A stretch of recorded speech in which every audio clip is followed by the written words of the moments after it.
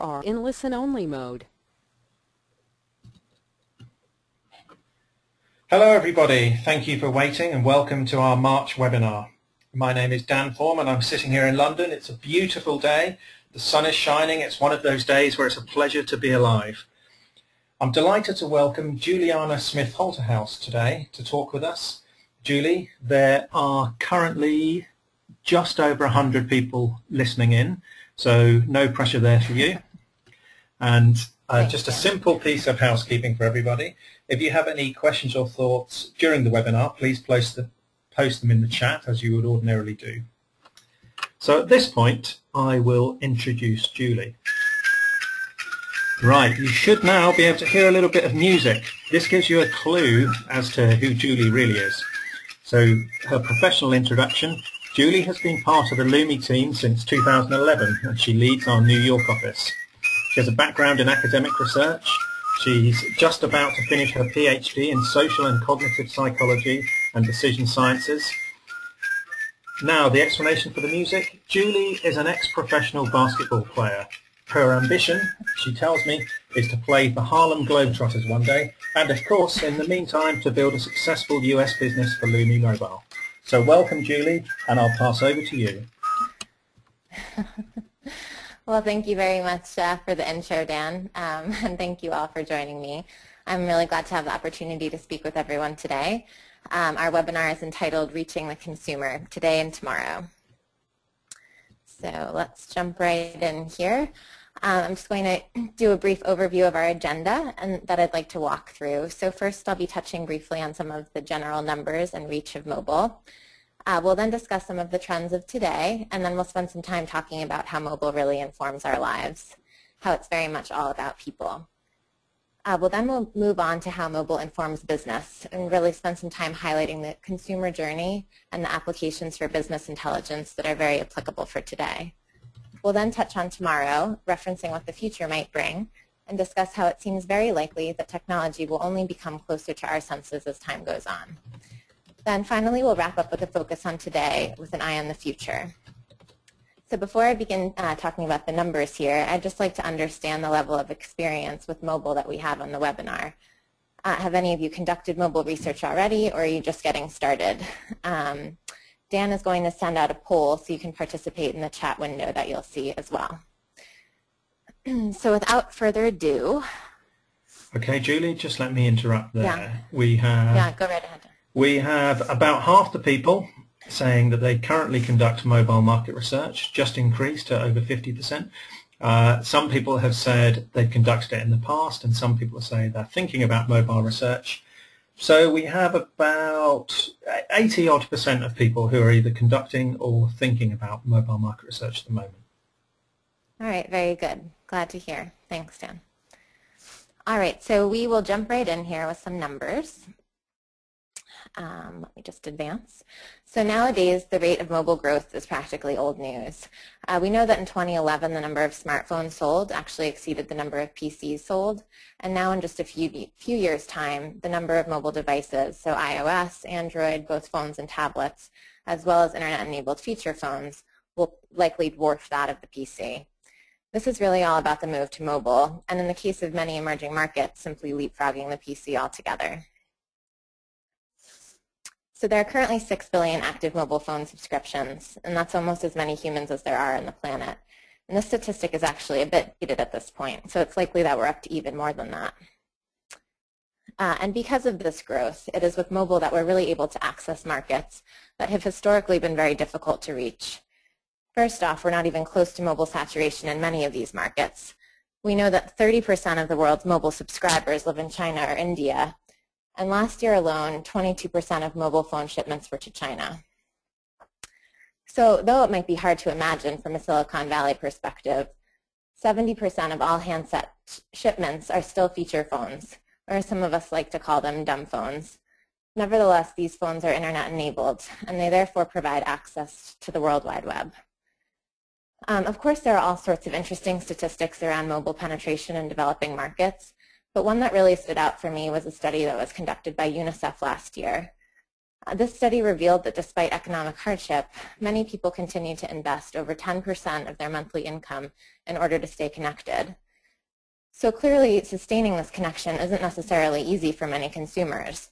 However, they feel that the tremendous value in internet connectivity really does outweigh the costs. So now that you're all thinking about the importance of mobile, take a moment to think about your own life. For many of us, our mobile device is the first thing we look at in the morning and the last thing we read before we go to bed at night. And about how many times a day do you think you compulsively check your email or look at your favorite news app? In our always-on society, mobile technology really has become a fixture in our daily lives. So here are some interesting numbers around how we use mobile today. We see that on average we spend about 25 minutes browsing the internet, almost 18 minutes using social media, a little over 15 minutes listening to music, and about 14 minutes playing games. Of course, there are phone calls that are made, emails are sent, we text with our phone, and occasionally watch some television or film. But when it comes to app usage, a study that was just conducted this past December revealed that we spend about 127 minutes per day using applications. Of course, as all of you are probably well familiar, this is not in one sitting. It's really a short burst that we typically use our device. So with this very high frequency of device usage, we're really afforded the opportunity for high volume data capture.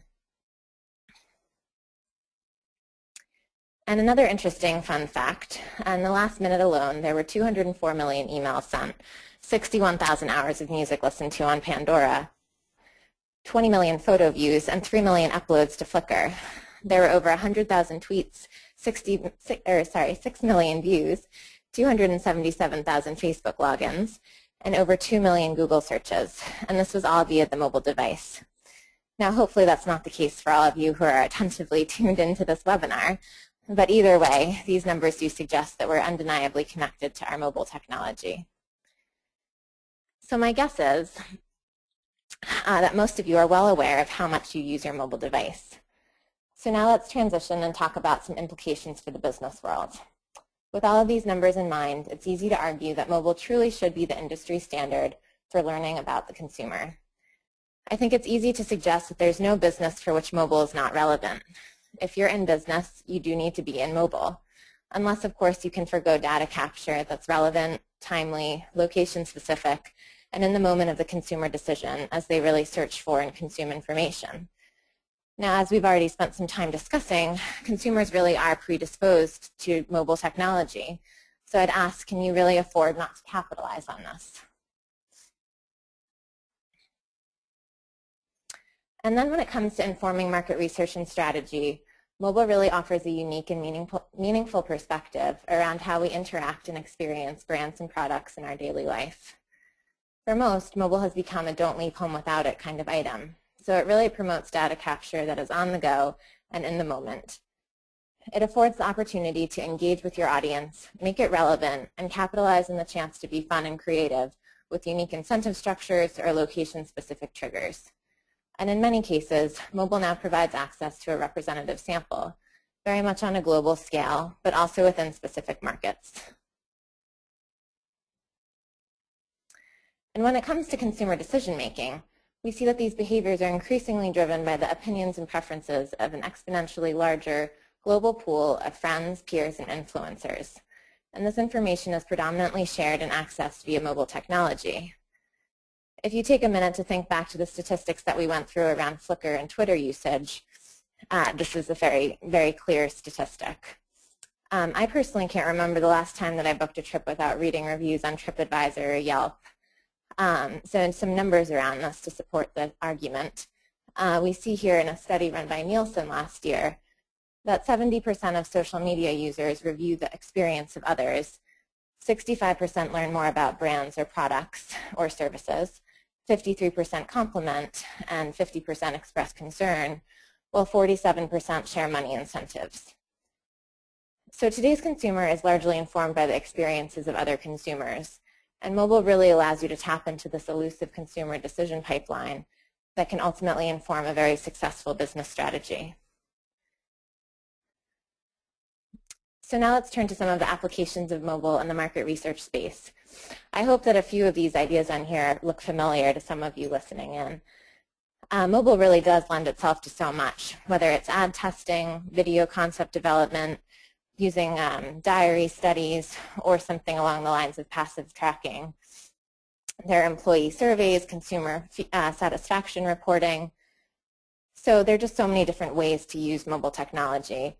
And something that I think is really important is putting to use the native features of the phone, whether it's GPS capture, image capture, audio and video, scanning a barcode.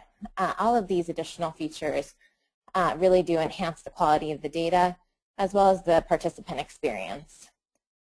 And in addition to all of that, people find the tactile nature of mobile to be inherently more engaging than simply selecting a button, a radio button rather, with a mouse on their computer screen. So in this vein, Lumi recently conducted a mobile study in collaboration with GMI and Lightspeed.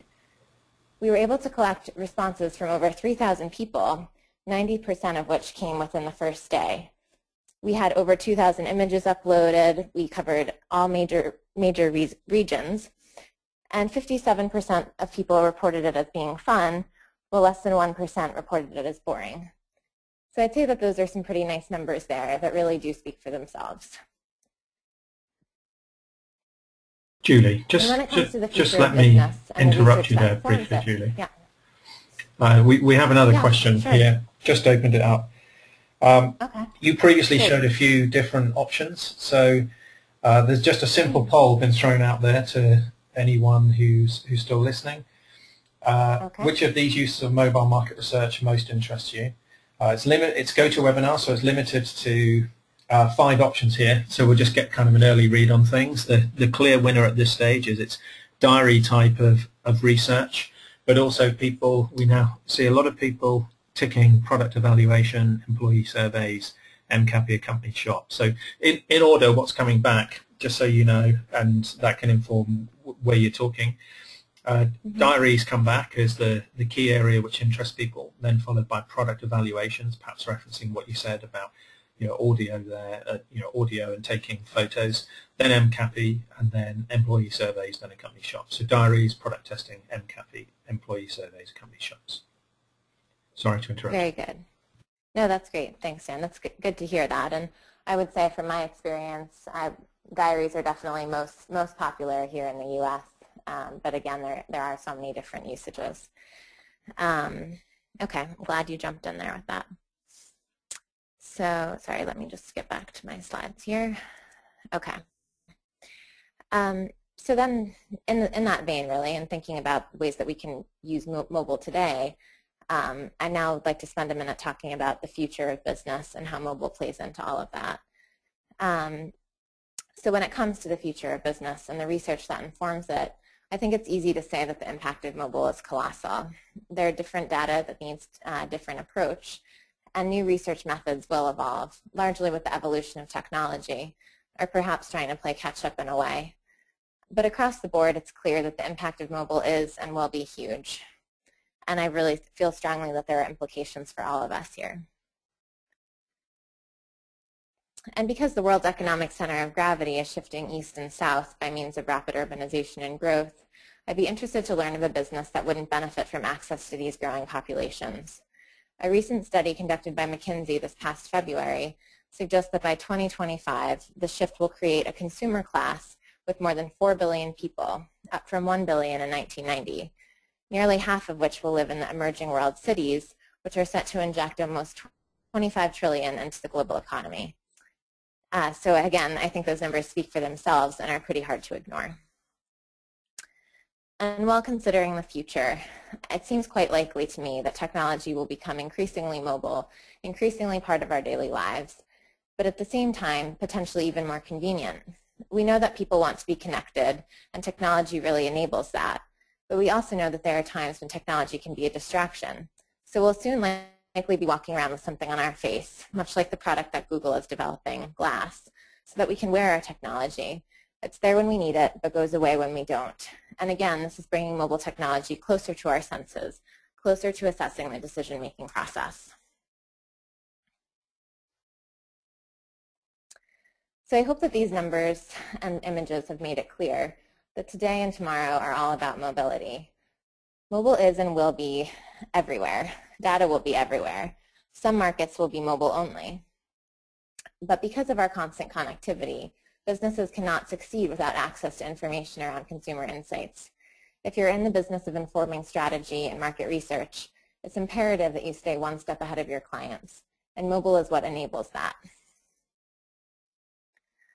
So I'd like to conclude by saying mobile is here. It's ever present and quite literally in the hands of the survey taker, probably on the face of the survey taker a few years from now.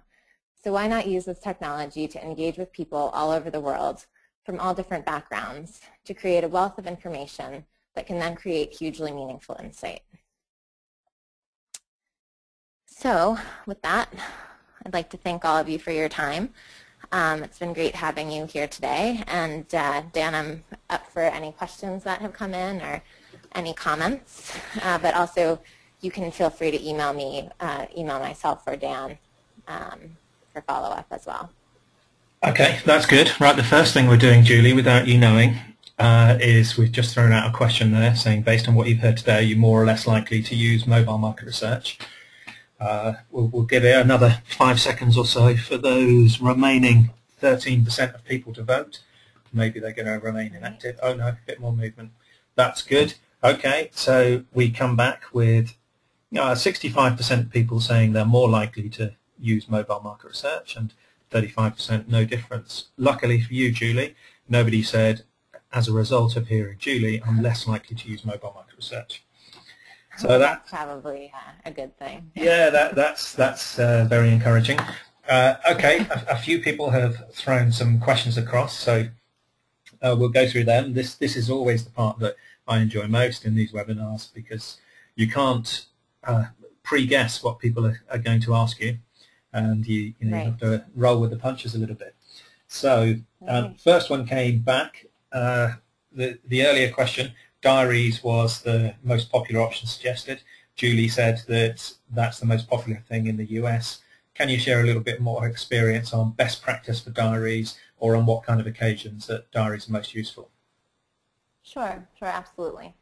So I would say in general, I mean, as I've discussed, mobile really is something that it's a don't leave home without it kind of thing. So if you're looking to collect data that's around consumption, whether it's say a beverage or some sort of food, if it's a media touch point, all of these things happen as we go about our day-to-day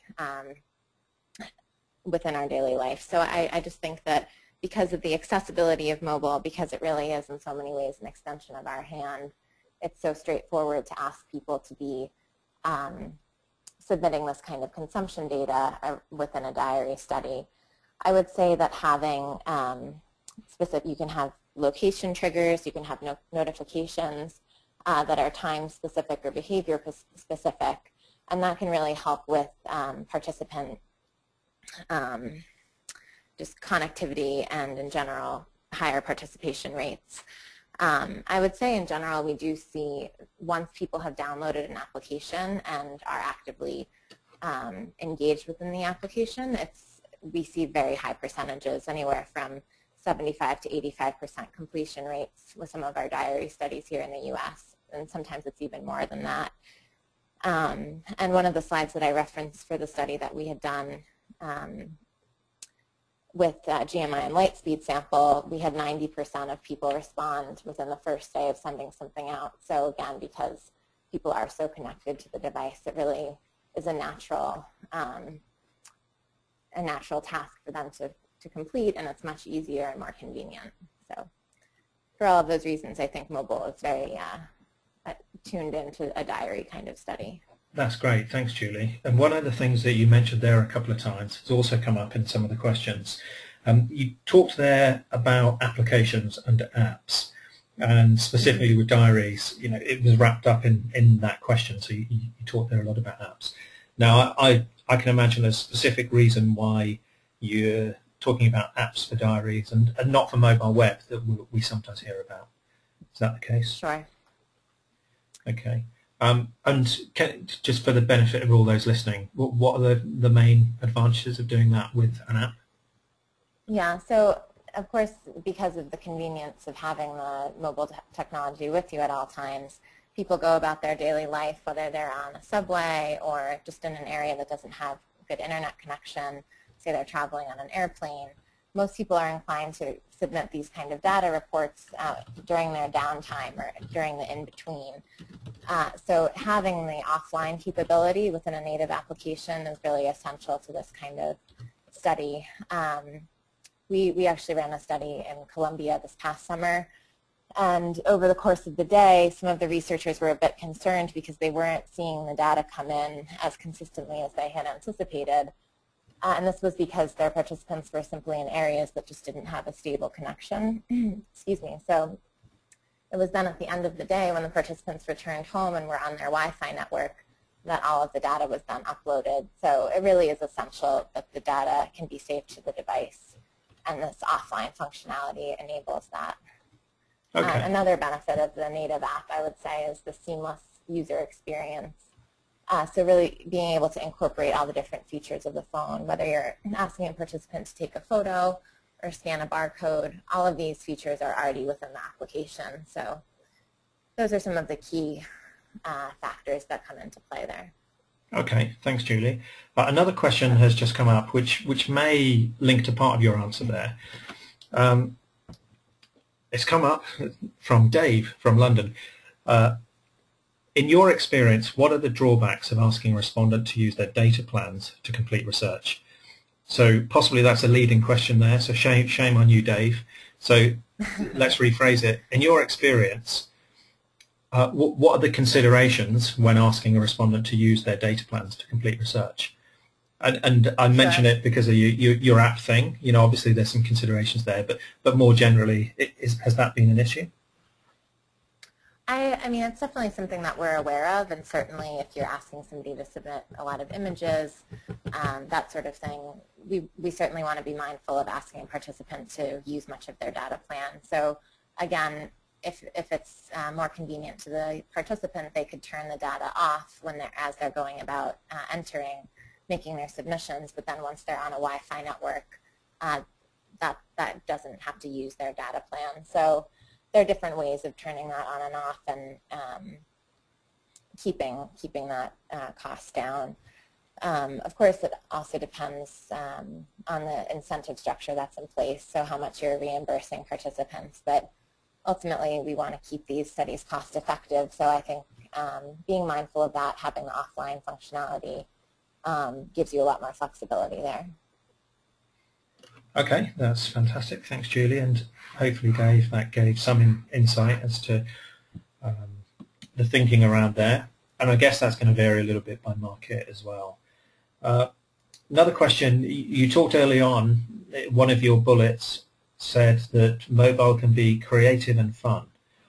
Have you got any examples of creative and or fun? Sure. So I think that having different incentive structures in place can make things a little bit more unique. Whether it's, somebody's accumulating certain points if they're part of a panel, maybe you can have different reward systems in place. But in general, people also like to compete with one another. So if you're responding or providing feedback to the consumer, that's something that people enjoy and can be really engaged in. So they can have an assessment of their own average activity, whether it's around everything that they're drinking every single day, and then say compare that to similar people. So people like that either feedback and comparative piece. But again, if you have a competition in place, that is also a good way to engage people and keep it fun. Another thing that, again, mobile lends itself to would be location-specific surveys, whether it's a one-off thing or, again, a diary study. So you can prompt people based either on their location or with some sort of reminder around the time of day. And because it's with them all the time, you can really take advantage of them being out and about in the world rather than tied to their computer screen. So those are just a few ways to make it a little more fun and engaging. Okay, thanks, Julie. A couple of people have asked whether the presentation deck will be made available. I'm guessing that both the presentation deck and the recording will be made available within the next day or so. So we can confirm that. And linked in with that, somebody has said it's great to get a little bit of an insight on you on where you think some of the mobile research opportunities are going. But is there a chance that you can talk any further about where you see this playing out? You know, whether that's by market or by category, by research type. You know, what are the sort of the exciting things that that I guess are happening today that people can get started with already. Sure. Well, let me just jump back here if people are still, oh sorry, still viewing the screen. I started all the way back at the beginning. In any case, I was just going to go to my slide about all of the different uses that are available today. So I think that it is important to be market specific and really know who your audience is. With mobile, again, we've been able to access, even in very highly developed markets like the US, there are certain populations that it's easier to reach than others. Young males in particular, and especially Hispanic males, are very often hard to reach through an online survey. And of course, as you saw with some of the statistics around global usage, having access to these new markets, it just opens up so many doors. I mean, the numbers really are staggering when it comes to mobile growth. I just think that there's so much opportunity there. It's such a rapidly growing space, regardless of the industry, really. I mean, whether you're in the finance space and you want to understand how people are using your banking applications, or even providing people with access to adequate financial information to make financial decisions, or if it's something in the product sector, so whether it's around how much water you consume every day, and if you're drinking it out of plastic bottles, or if you just drink from the tap. Again, these are location and market specific kind of questions, but mobile really allows you to know your audience and get quick and easy feedback. You can send out little mini polls that can be specific to some sort of event that's taking place. So there are so many opportunities even within the political sector. So you're trying to get feedback from people around an election that's coming up. And again, regardless of where they're based. There's so many opportunities, sporting venues, engaging your audience. I think that having this kind of access is very unique, and we haven't really encountered this sort of reach in any other way. So I personally am really excited about where this whole field is going, and I hope that all of you are as well. Thanks, Julie. We've got a couple of people have come in with some practical questions. So there's one here. If you're using push notifications to prompt somebody to complete a survey, are there any considerations, or is there some best practice on how many times a respondent can be interrupted or notified before before you go too far, I guess? Sure. That's a good question. Within app notifications are often the best way to go, and I would say the least invasive. People are used to getting notifications pop up within a lot of their existing applications. So I know that I get pop-ups all the time from the New York Times if there's a breaking news alert, or I have some of my stocks that I like to highlight to know if there's any information I need to or want to know about. Obviously, people sign up for these kind of notifications, but I would say it's something that's pretty standard and can readily be ignored if you're in the middle of some other task. It is platform specific, but just drag your finger from the top of the iPhone or Android device, and again, it's a bit different with BlackBerry or with Symbian phones, but accessing the notifications at a later date is also possible. But if you are notified, you can also click on that notification and then enter right into the application if it's something that you have time to do in that moment. So I would say it really depends on the subject matter. Again, going back to, say, a beverage or snack kind of study, typically people will be drinking something at least 3 or 4 times a day, or presumably eating about that much. I guess it depends on who you are, but in any case, you can have certain time intervals set as a time-based notification, but you can also, of course, have the behavior-based notifications in place that sync up with what data has already been entered. So if somebody just made an entry, you don't want to necessarily notify them 1 hour later because they just did it. So it can be keyed into what the respondent is doing as well. I think that was... Okay, that's great. Another question about sort of case studies and again best practice, but not specifically push notifications. What are the key things that somebody should be considering when evaluating whether mobile is the right part of the solution? Yeah, I'm guessing that there's some practical considerations, but also to give you a plug, Julie, there's to some extent just have a chat with Lumi and scope out whether it is appropriate. Yeah, definitely. And I mean, we've been working in the market research space now for several years, and definitely want to have as much of a dialogue around any particular project idea or pilot idea. We want to make it work for whoever is interested. And I think a good way to get started often is with a pilot. So again, I guess this is a bit of a plug, but with Lumi's product, Lumi Survey, it really is very easy and extremely cost-effective to get in the field right away. So it's not something you necessarily need to have a large investment up front with. It's something that you can certainly pilot and demo to see how it goes for you and see how it goes for your sample. But I think without a doubt, people will be completing surveys on their phone, whether they're supposed to or not, whether it's optimized for mobile or not. So I think it's so important, really essential to maintain panels and keep people engaged by making it as straightforward and convenient for them as possible. So that's where the native application really comes in as a key factor.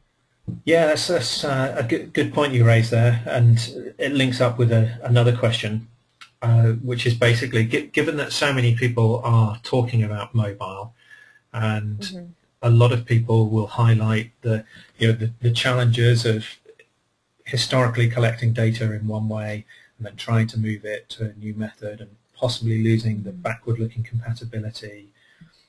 Sure. Plus the fact that a lot of people talk mobile web and not apps. There seems to be a number of contradictions almost within the marketplace. What would be your kind of general guidance to people like that? Is it again the same? Have a dialogue, have the conversation, because it's horses for courses. Yeah, I think it's just, it's important to have an initial conversation to see what the main goals are, what you're trying to achieve with any given study.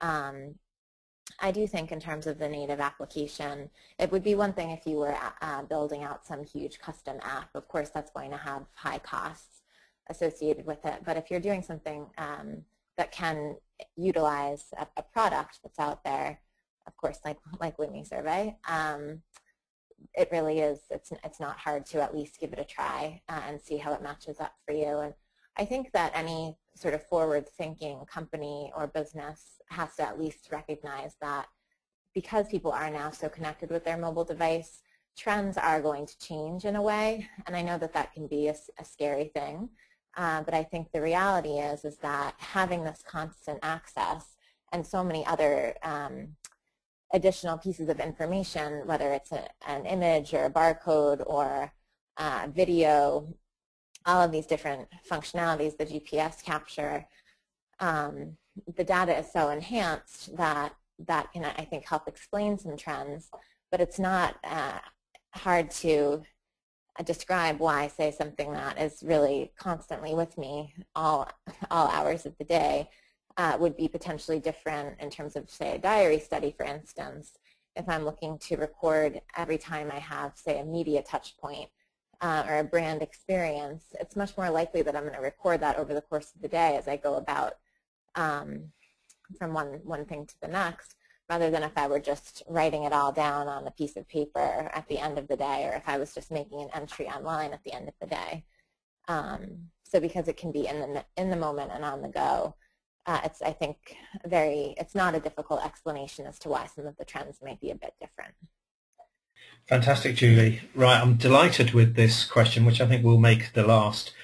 It goes a little bit on a different direction. somebody picked up on the music. A couple of people asked the question at the start, where's that music? I like that, I recognize it. So the Harlem Globetrotters is now embedded in people's perceptions of Juliana. So this question's come through. Can you tell us your best basketball experience and why? That's my favorite question, I think, now. I guess I would have to say, well, as much as Dan did pump me up there at the beginning, I've never been a professional basketball player per se, but I did play in college and loved the experience. I think my favorite part was probably when I led my conference in block shots one year. I loved block shots. It was the best part of the game for me. So I would say that would probably be the highlight. Fantastic. So there's a warning there for anybody who comes to talk to you about apps or contradictory trends, or they want to disagree with you about something. Right, you're the queen of block shots, and you have to tread carefully around you. Got it. There's a warning to us all. Well, thanks, Julie. Yeah, and thanks to all those who listened. We've only had a couple of people dropped off, and that's good. So thank you once again. Of course, I understand that 60% of you are going to be more likely to conduct mobile market research, having heard Julie speak. So if you want to get in touch with Julie, all the details are on the website, LumiMobile.com. And please stay closely tuned to the next webinar, which is scheduled for the end of March, which we're going to gather some feedback on what that should be about. But I'm thinking that we may tackle this question around, apps versus mobile web, because that does seem to be something that comes up a lot, and I think there's probably a different side to the story that needs to be put out there in the marketplace. So we may well be focusing in on that. But meantime, thanks again for listening. Thanks from Lumi, Dan, Julie, and we hope to see you soon. Thanks, everyone.